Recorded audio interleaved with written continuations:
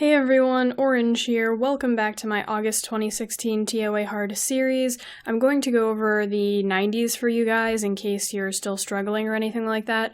I'm going to use my TOA Hard team. I use this team for the majority of floors in TOA Hard and it works extremely well. This is my fourth clear of TOA Hard and it's been smooth sailing, so if you're looking for monsters to build and you have these, I would highly recommend building them for TOA Hard.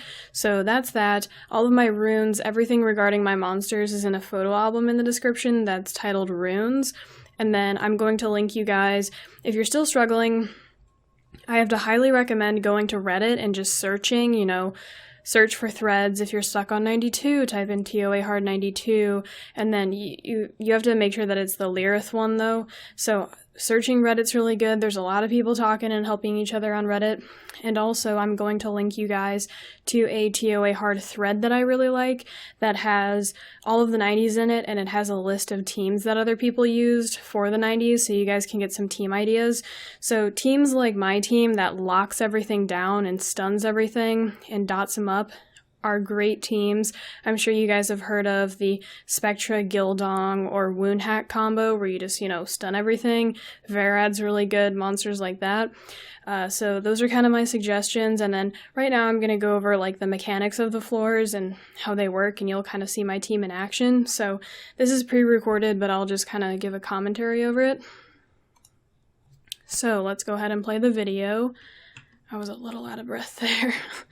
Okay, so for this floor, you want to make sure that you stun the Donnas, the Light Penguin Knights, because they have a cleanse and you don't want them cleansing. So for the first wave, that's your number one priority. Just like most of TOA Hard is stunning everything, you're going to need good RNG on these Donnas. And then if you don't get good RNG, it might be game over. Like right there, that one chose to hit my Mav for some reason. She wasn't, or it wasn't taunted, or he wasn't taunted, whatever. So, and unfortunately I didn't get any stuns. So a lot of the 90s for me require RNG. I had to do these floors anywhere from 2 to 5-ish times just to get good RNG on them. You'll hear me talking about that a lot. That's why other teams are kind of more reliable, because I kind of rely on Despair Stunners, but like I mentioned before, the Spectra, Gildong, Wound Hack, whatever the hell team, I'm pretty sure they have a higher chance to stun because it's technically 100%, well not technically, but I think with the Taoist, if they get slowed, then they will land their stun, but there's still a 15% chance to resist, whereas most of my stunners and stuff have a lower chance, so that team would be better, but it's not necessary. I told you guys, my team, it's smooth sailing. I just need some decent RNG, and it's smooth sailing, I'm not getting insane luck or anything over here. It's just how TOA is, and my team is fine, and my runes aren't magnificent or anything, so we did see them get the cleanse off, which kind of stalls things out, but it ends up being okay in the end. And then you can see me, I'm just focusing both Donnas down, and then once they're dead, it's pretty much free to the second wave for the most part. Okay, we failed actually. I guess I forgot to cut that out, but I think it's fine to show you guys my fails, to show you guys this is what I deal with, and it's totally completely normal. It's not really that stressful, you just have to do it. Like I told you guys, I fail anywhere between, it takes me anywhere between 2 and 5, maybe even 7 tries to pass some of these 90s. So that's good for me to know, because in the future, I just know, okay, it's going to take me a couple tries, nothing too serious, and then that's it. I would say TOA Hard's pretty easy, and it's almost on farm, well, it is on farm mode, but it's quite easy for me. So I guess we'll just take a look at my RNG on this. Clear? I don't know. I guess we can watch it together. The video might be kind of long though, if we watch everything. I can talk about some of the small things you guys should be doing. So I've talked about this many times before, but there are a lot of little small things that you can do to improve your odds of passing the floor.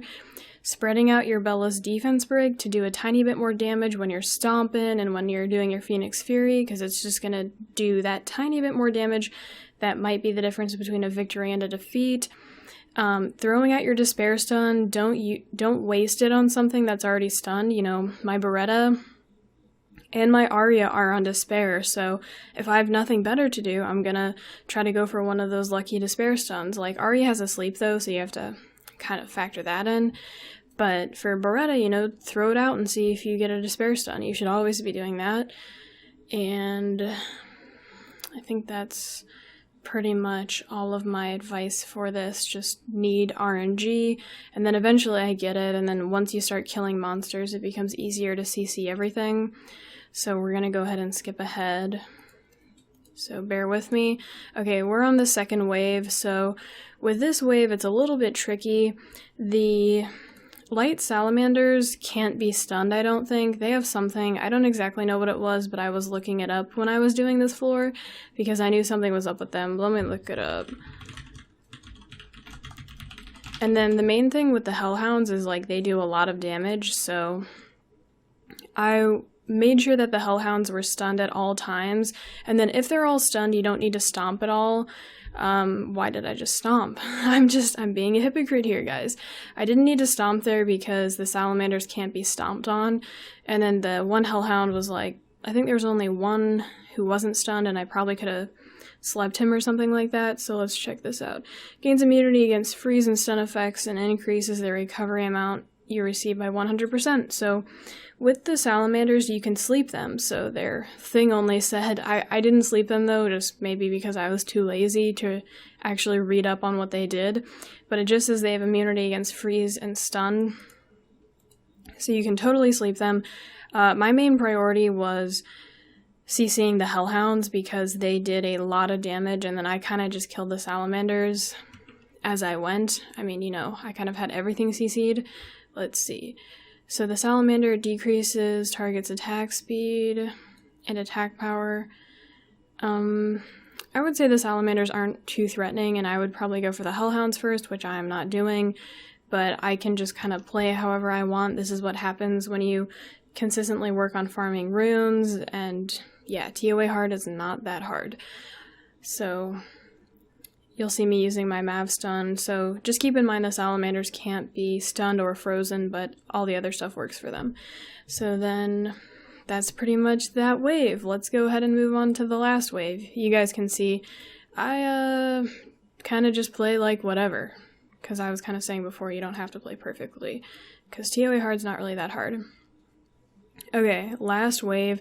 This wave's a little bit difficult. I always talk about this, but I always like to focus down water monsters with my Veramos. That's why he's so good, because he's going to be the one who's dotting up those water monsters, and dots are going to kill them. So with this last wave, you do need some decent RNG.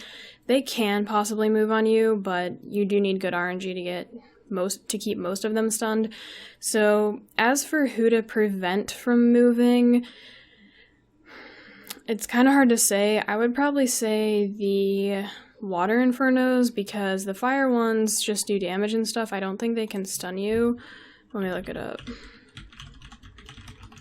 Because the water ones boost attack bar and give the buffs, so I think that's a little bit more scary than whatever the fire ones can dish out. So fire ones, damage, defense break, and stuns. Oh, okay. So they do have a stun, so I don't know. It's kind of hard to say. I would probably say try to keep everything stunned, and I wouldn't really prioritize one thing over another because I feel like they're both pretty dangerous. Let me go ahead and check out the water one, because the fire one has a stun, but I don't think the water one does.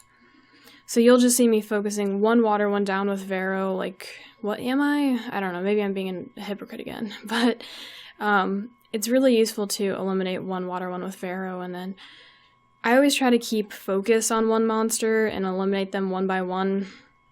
Keep in mind that monsters can't have more than 10 debuffs, so if you're approaching 10, make sure you have room for stuns and sleeps. So stuns the enemy for one turn. Okay, so they both have stuns, so I would just say you need to keep everything stunned. And it really helps if you focus stuff down, because then they die faster. So I think we're seeing some focus from me. Are we? Sort of, yeah.